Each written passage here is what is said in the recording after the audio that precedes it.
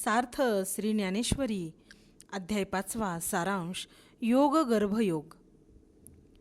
भगवान श्रीकृष्णांनी 4थ्या अध्यायात ज्ञानमार्गाची प्रशंसा केली व शेवटी अर्जुनास उपदेश केला. तू मात्र कर्ममार्गाचे आचरण कर व युद्धास उभा राहा.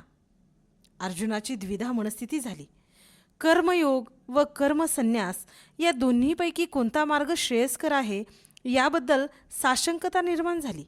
म्हणूनच या अध्यायाच्या प्रारंभी अर्जुनाने प्रश्न विचारला. या प्रश्नाने भगवान संतुष्ट झाले.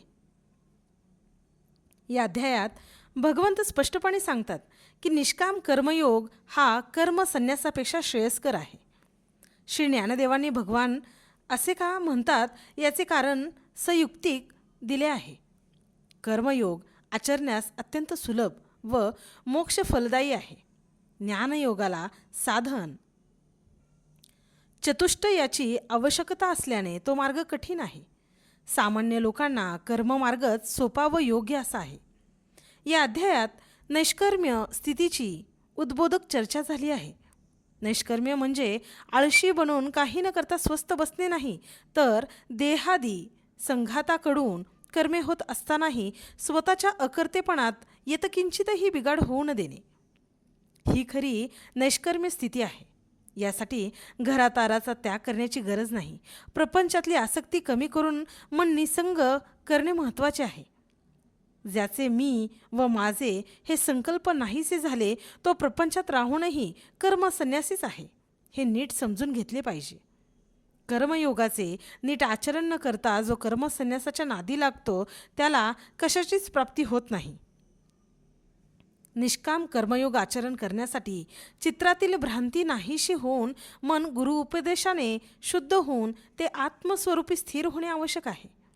ज्ञानाने मनाची शांती नष्ट होते. कर्मे धर्मानुरूप होतात. अहंकार नाहीसा होऊन साधक शुद्ध मनाचा होतो. ज्ञानयोगी सकाम कर्मे करताना दिसतो, म्हणूनच त्याला अमर्याद शांती प्राप्त होते व संपूर्ण जगत सुखमय दिसते. अशा ईश्वरासम झालेल्या पुरुषाला कशाचीही आसक्ती नसते. उत्पत्ती विनाशाची दाद नसते. सगुण रूप धारण करून क्रीडा करीत असताही त्याच्या ठिकाणी कर्तृत्वाचा आरोप करतात. ज्ञानी लोकांचे मनी कोणताच भेद नसतो, तरीही ते लौकिकात रमतात. संसारी लोकांना त्याची ओळख पटत नाही. ज्ञानी लोकांचे इष्ट अनिष्ट गोष्टीने सुखदुःखाचे विकार उत्पन्न होत नाहीत. इंद्रियांचे दास बनत नाहीत.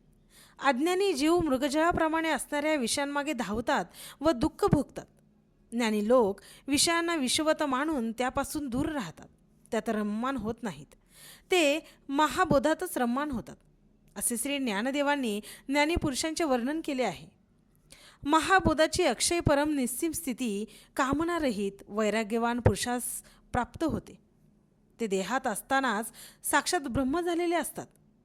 योगी लोक वैराग्याने अंतःकरणातील विषय काढून यम नियम व प्राणायाम यांच्याद्वारे मनाच्या वृत्ती अंतर्मुख करून मनच नाहीसे करून टाकतात.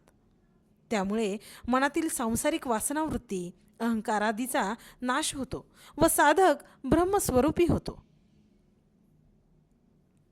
योगमार्गाचे वर्णन ऐकून अर्जुन विस्मित झाला व हा मार्ग अधिक स्पष्ट करून सांगण्याची भगवंतांना विनंती केली. भगवंतांनी त्याला शाबासकी देऊन साध्यत योग्य मार्ग सांगण्याचे कबूल केले. योग्य म्हणजे काय, त्याचा उपयोग काय, त्याचा अधिकार कोणाला, हेच देव पुढील अध्यायात सांगतील असे म्हणून अध्याय संपवला आहे.